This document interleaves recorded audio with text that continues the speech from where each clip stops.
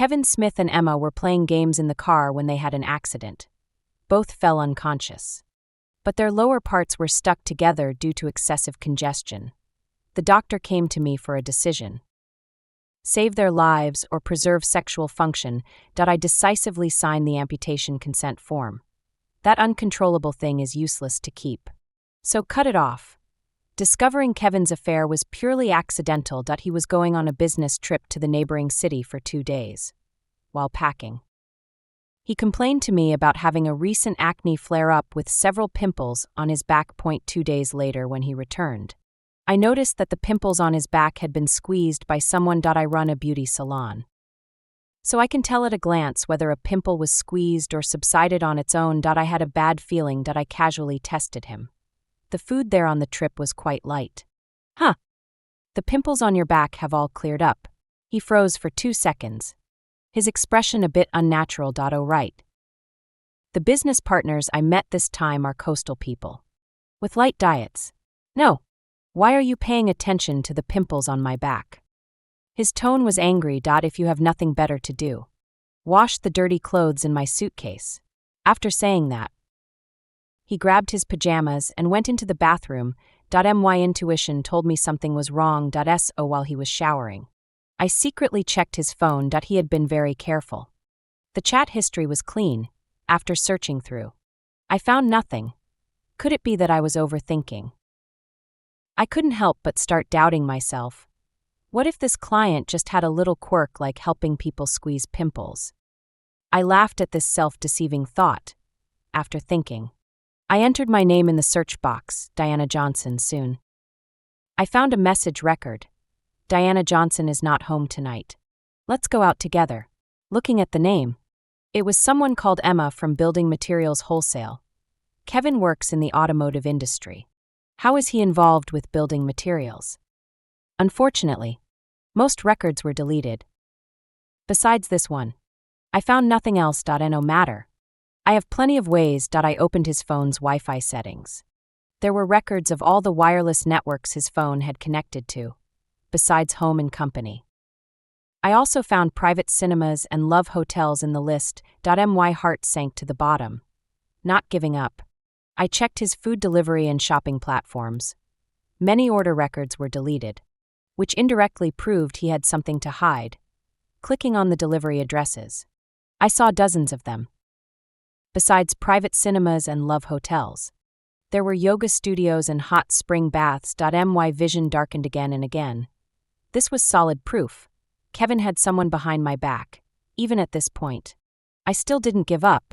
After all, he was a man I truly loved. And even after 5 years of marriage, he still doted on me. I went to check his suitcase again, trying to find more evidence. There were 3 sets of clothes in the suitcase, all worn. Kevin used to be a sloppy straight guy. He could wear 1 set of clothes for a week, even on business trips. As long as it didn't exceed 3 days, he managed with 1 suit. Now he changed 3 sets in 2 days. How is this different from a peacock showing off? In the inner pocket of the suitcase, I found a small medicine bottle. I opened it and found a blue pill inside. The packaging was all in English. I looked it up on my phone and discovered it was for enhancing men's sexual performance. After turning 30, my married life with Kevin plummeted. By my count, the last time we were intimate was 2 months ago. Every time I tried to initiate, his excuses were either exhaustion or sleepiness. This led me into self-doubt, thinking I had lost my charm. Turns out, he was getting his fill elsewhere. In that instant, countless thoughts flashed through my mind. I clenched the pill bottle in my hand, wanting to confront Kevin, to vent my anger, to roar, force him to kneel and apologize, demanding a promise. But in the end, I forced myself to calm down. Venting emotions wouldn't solve the real problem. Divorce was definitely happening. I couldn't bear to spend the rest of my life with an emotional betrayer. But how to maximize benefits in the divorce, that was the question. Kevin was promoted to company manager last year.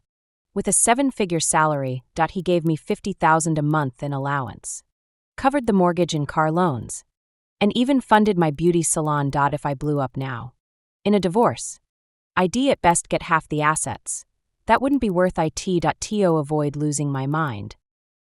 I had to do something to channel the rage inside me. I rummaged through the nightstand and pulled out my weight loss pills, also blue pills. I got this medicine last month after Kevin rejected my advances again.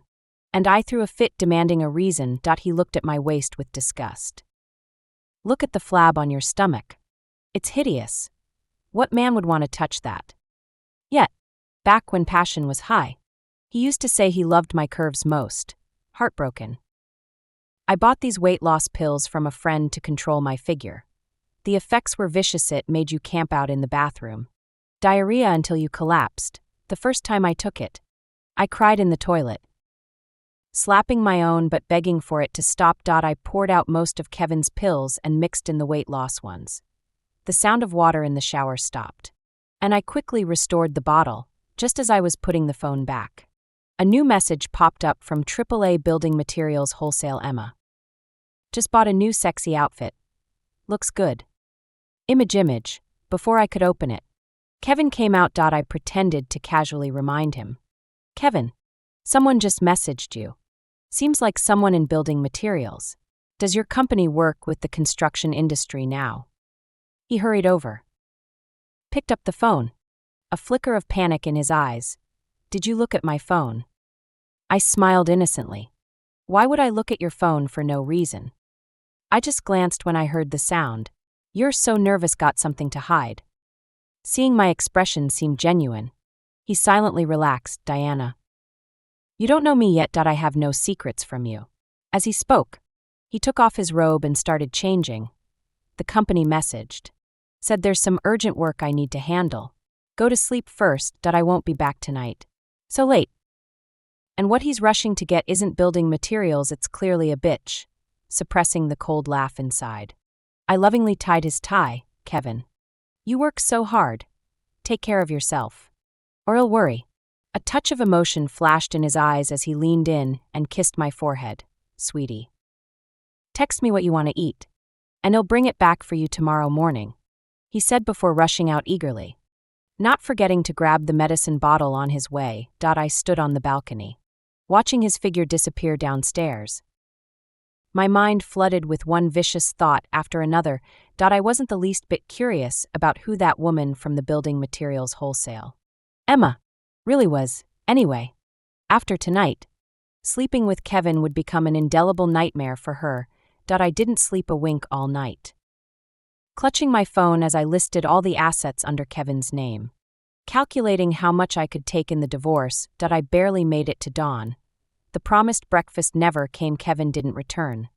When I called, his phone was off, just as I was wondering if I should ask at his company's front desk. My best friend Joy shared a link with me. Girl. Get up. Huge scandal. I clicked it open to a video. In a luxury hotel suite. A man with a familiar build had transformed into a human fountain, clutching his, but as he bounced frantically around the room, the hotel bed, carpet, and even the ceiling were all victims. The woman in the room screamed and cried, covering her mouth to avoid accidental ingestion. The scene was truly unbearable to watch. Hotel staff, hearing the commotion, screamed like geese. Sir. Ugh, please you control yourself. My friend burst into wild laughter. Good Lord. What kind of crazy mess is this? Diana, get me all the info on this human fountain in 1 minute. I laughed too and called my friend back. You asked the right person. That guy is Kevin. Holy shit. My friend stopped laughing. The Kevin I know. The one who always flaunts his love for you in front of us. Saying he'll only love you forever.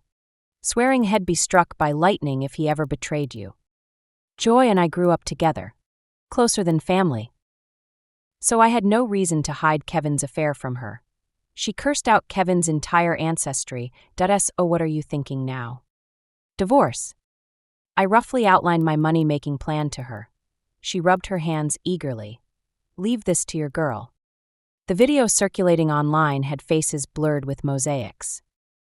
Everyone was gossiping, but no one knew the human fountain's true identity until Joy, using an anonymous account, Posted in the comments. This guy looks so familiar. Like an employee at that car company. The vague remark immediately sparked a flood of netizens digging deep into the car company's official account. Soon, Kevin's identity was exposed. Netizens followed the trail. Uncovering my marriage to Kevin. Kevin didn't come home until the next night that he wore a mask and sunglasses. Bundled up tightly. His legs trembling as he walked. Probably exhausted from diarrhea. As soon as he opened the door. He saw me sitting on the living room floor. Staring at him with eyes swollen from crying. Diana. What's wrong? My lips quivering. I couldn't hold back my sorrow any longer and pulled up the slightly blurry video. Kevin. Where have you been? Everyone says that's you in the video. Did you really cheat on me? His face stiffened suddenly. Panicked. But he denied it vehemently. I was at the office all day. I am sorry I didn't contact you. But you have to believe me after all these years together. How could I do something to hurt you? The lies just rolled off his tongue. Really? I pretended to half believe him. He put on a wounded expression. You'd actually doubt me over some flimsy video. Honestly, I'm a bit disappointed in you. With just a few words, he twisted black into white, making it seem like I was the one at fault, suppressing a cold laugh inside. I zoomed in on a specific frame in the video with 2 fingers. It wasn't really you. Then can you explain why the clothes in the video match exactly what you wore when you left that day? This tie I tied it for you myself. Kevin, did you think it was fun to fool me like I was an idiot? Caught red-handed. Kevin gasped for breath. He gritted his teeth and dropped to his knees before me. Diana, I'm sorry. I shouldn't have lied to you on purpose. I never meant to do anything to hurt you. It's all that woman's fault for seducing me. Clearly, he couldn't control his urges. Yet he threw all the blame onto someone else. I raised my hand and slapped him hard across the face, sobbing hysterically. You're such a jerk. Stunned, he covered his cheek and stared at me in shock. About to lash out but holding back when he saw the pain on my face. He wrapped his arms around my calves, softening his voice as he begged for forgiveness and tried to comfort me, swearing to the heavens he'd never hurt me again and pleading for one more chance. After calming me down a bit, he looked uneasy and said, Diana, could you help me one more time? Because the company's official account got flooded by gossip-loving netizens. The executives questioned Kevin. But he flat-out denied everything. They told him to fix it himself without tarnishing the company's reputation. After thinking it over, he decided I should step in to clear his name. If I, his lawful wife, came forward to tell everyone online that Kevin was home with me all night when it happened, it would clear him of being the guy in the video. Kevin, get this straight, I'm the victim here. I kicked him. Why should I swallow this injustice to help you?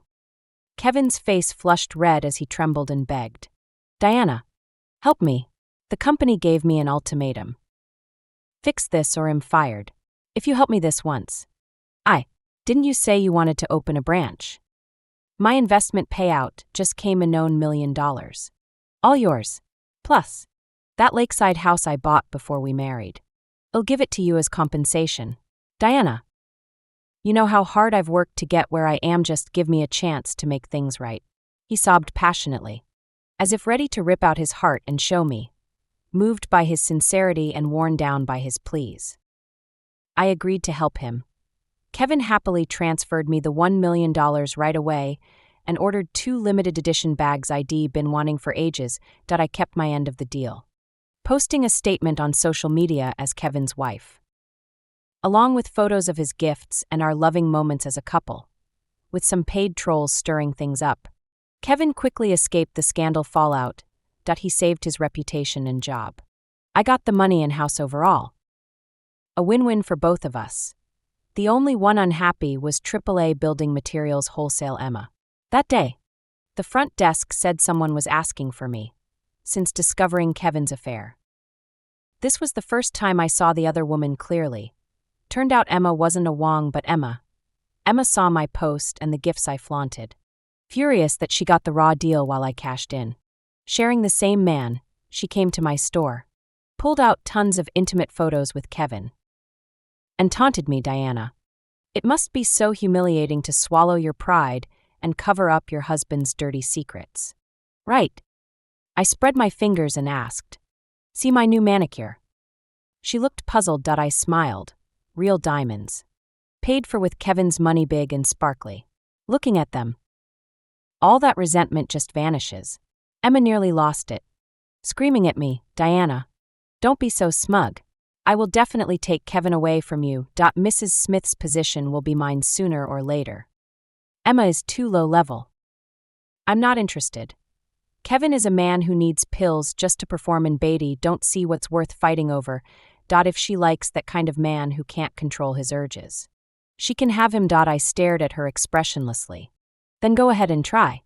See if you have what it takes." Before Emma left, she glared at me with pure hatred. Kevin picked me up after work, and on the way home, his phone kept ringing. He hung up repeatedly, but the caller persisted relentlessly. Kevin finally snapped and turned it off. He looked at me pleadingly. "Diana, I meant what I said. I'll cut ties with those shady women outside." I closed my eyes and ignored him. When a man says things like that, it's all bullshit. A leopard can't change its spots. When Emma couldn't reach him, she added me on a messaging app. "How dare you stop Kevin from answering my calls? Even though you're his wife, you have no right to block him from pursuing true love. How ironic someone who homewrecks a family dares to talk about true love." Emma went crazy, staking out Kevin's office. When he avoided her, she followed him all the way from work to our neighborhood. She bombarded Kevin daily with messages and photos. "Kevin, please stop hiding from me. I miss you so much. I wore that outfit you love the most today. Image, you said you loved me and only stayed with Diana out of duty. Were those all lies? I refuse to believe you're this heartless. Meet me once so I can hear it from you." Kevin has terrible self-control. He only lasted a week, near quitting time. Kevin called me, "Diana, I have an urgent project to finish. I'll be home late." He didn't come back all night, around 1 a.m. Emma sent me a photo. She was leaning on Kevin's chest. Kevin asleep with his eyes closed. "Diana, I meant what I said. You lost." I tried to ignore the dull ache in my chest and asked her curiously, "After that diarrhea incident, don't you have any psychological scars? How can you still kiss him with that face of his?" She ignored me. After a few minutes, I sent a question mark. She blocked me. How boring. I saved the photo and pretended not to know anything. Kevin thought he was hiding it well, but with my deliberate leniency, he grew bolder. He and Emma went for some outdoor sex in the car to chase thrills. They got hit by an exhausted truck driver. The hospital called me, saying Kevin was in a car accident. My heart leaped with joy, and I asked urgently, "Is it serious? If heaven had any justice, Kevin would have kicked the bucket and saved me the trouble." The nurse sounded odd. "Just get here fast. Family member." When I arrived at the hospital, I learned that before the crash, Kevin had taken performance-enhancing drugs. After the accident, both were injured and unconscious, but they were stuck together down there due to the erection.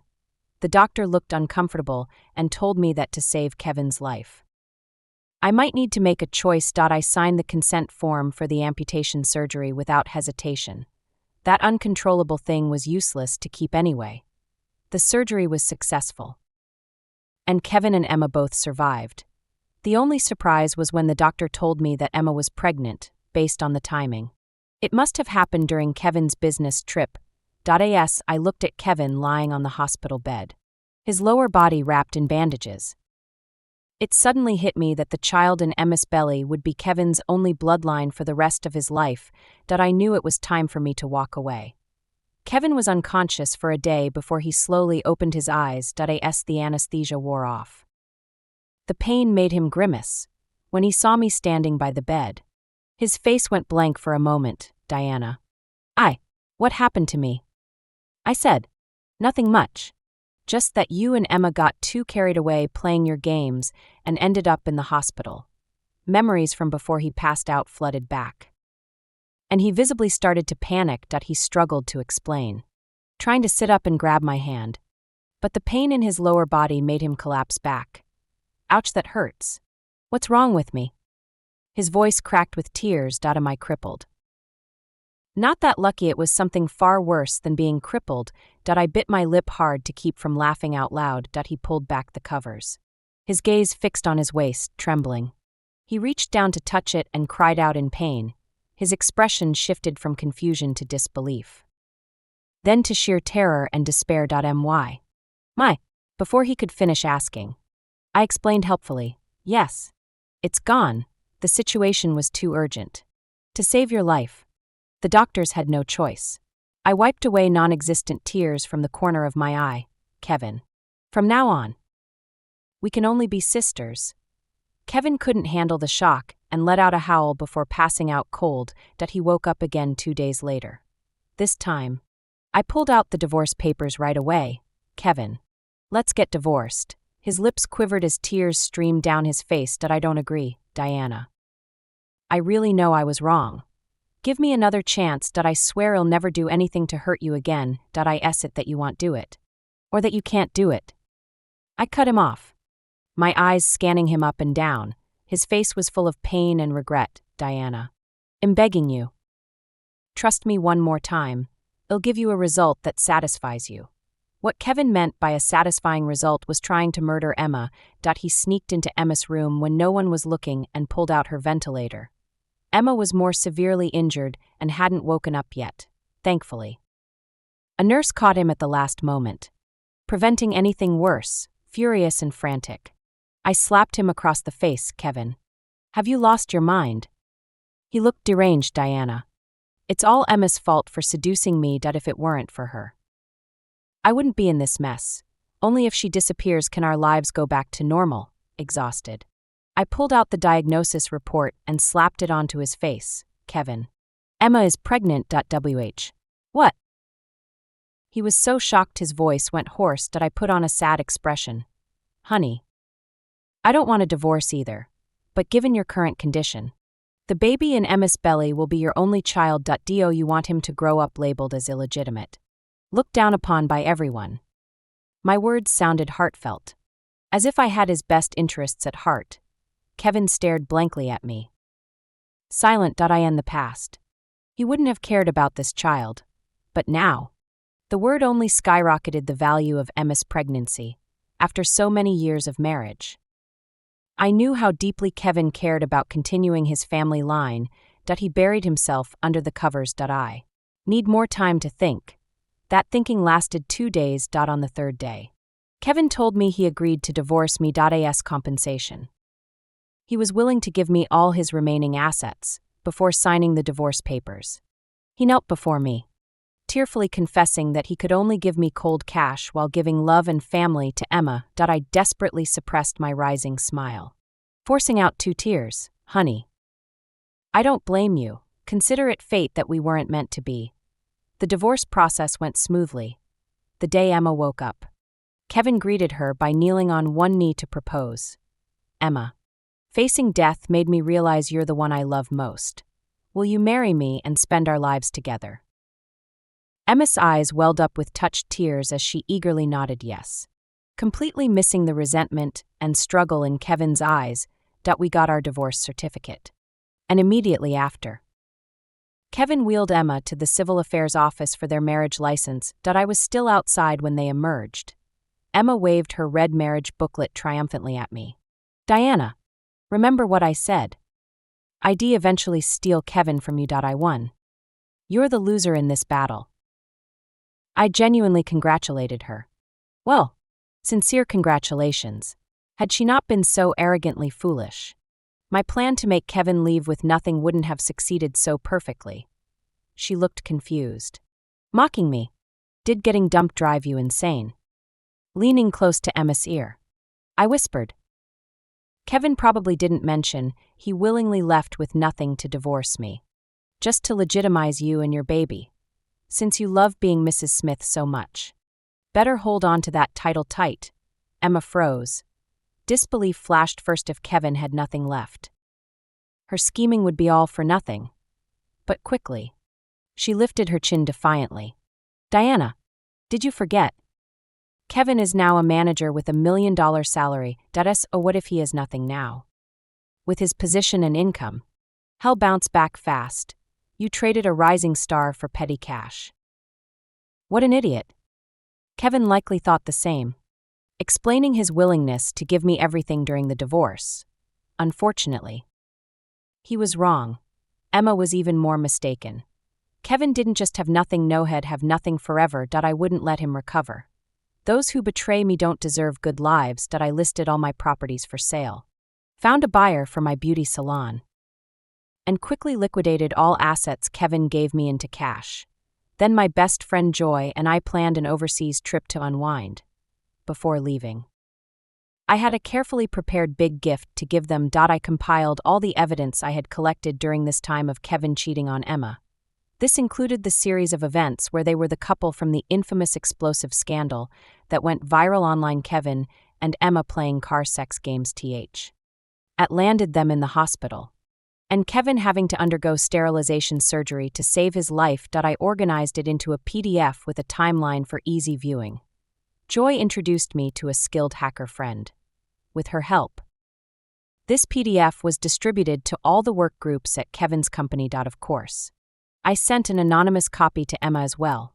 After all, she was still in the hospital protecting her pregnancy and recovering from injuries. Dreaming of the happy life ahead, she didn't know yet that her newly married husband had become an impotent wretch. Soon, Kevin's gossip became the hot topic at their company. Once, Kevin had carefully crafted a devoted husband image that earned him countless praises at work. But now that image was shattered, and the backlash came fiercely. After being discharged from the hospital, on his first day back at work, Kevin stepped into the company and saw countless eyes staring at him. He didn't know what was happening. When he went to his boss' office to report, he was greeted by the boss throwing an ashtray at him in anger because of Kevin's scandals. Their car company became famous online too. Scandal Kevin car crash tragedy couple Kevin car company manager. Several hashtags related to Kevin trended on social media. Kevin became completely infamous. His company urgently made a PR move, announcing they were firing Kevin and cutting ties with him. Perhaps because his male characteristics were removed, his masculinity largely vanished, suddenly falling from a high position. Kevin couldn't handle the blow. In his boss' office, he cried and made a scene, clinging to the boss' leg and begging for another chance. Of course, his final fate was being dragged out by company security and thrown out. Crowds of marketers and influencers gathered at the company entrance. And Kevin's disheveled appearance hit the trending topics hard again. Now, countless eyes online were watching Kevin's every move. My best friend and I were lying on the beach in the Maldives. With a casual scroll online, I could see endless drama related to Kevin. I heard that after being fired, he went home dejected and bumped into Emma packing her things to run away. Emma had also seen the news online about Kevin being fired and immediately realized her dream of a wealthy wife's life was shattered. Plus, Kevin was no longer a complete man. She decided to leave and escape early. But how could Kevin let her have her way? After all, she was carrying his only bloodline, now that they were legally married. Kevin forcibly confined Emma. Neighbors heard their arguments and called the police. Unfortunately, it was the couple's own domestic affair. The police could only mediate and couldn't intervene, losing his job and without income. Their life became increasingly difficult. Kevin wanted to find work, but his reputation was ruined, and companies didn't want an employee who could cause trouble at any moment, suffering blow after blow. Kevin couldn't accept the drop in his lifestyle and started drinking to drown his sorrows. As they say, poverty-stricken couples face endless woes. Without money, Kevin and Emma argued daily. Emma called him a useless, effeminate waste. Kevin blamed Emma for his current misery. Arguments escalated to physical fights. In one brawl, Kevin pushed Emma down the stairs. The child was lost on the spot. Emma was rushed to the hospital. After emergency treatment, doctors said her spine was injured. Kevin was now dirt poor and couldn't afford surgery for Emma. So they had to opt for conservative treatment. Conservative treatment meant Emma wouldn't die. But she would spend the rest of her life in a wheelchair. A month later, Joy and I were planning to go to the Arctic to see glaciers. An agent contacted me, saying someone wanted to buy my house. So I had to go back to handle the transfer. The plane landed. And just after stepping out of the airport, I unexpectedly saw Kevin. He somehow found out my flight information and was waiting for me at the airport.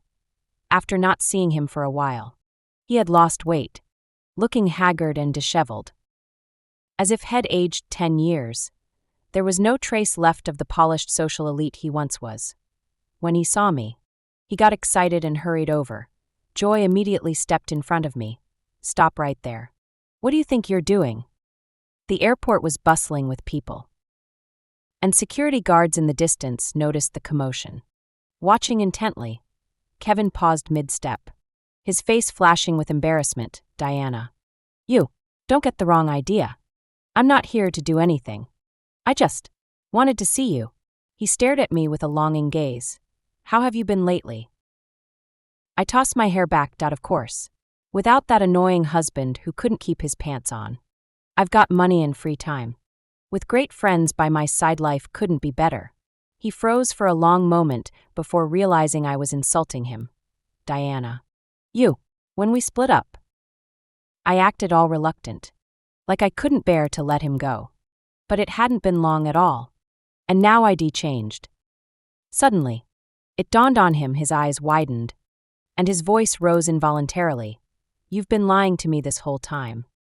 You tricked me into feeling guilty, used money to make up for it, and got me to willingly leave with nothing in the divorce. Then you turned around and leaked my dirty secrets, costing me my job. I always wondered how the whistleblower knew so many insider details. It was all part of your plan from the start.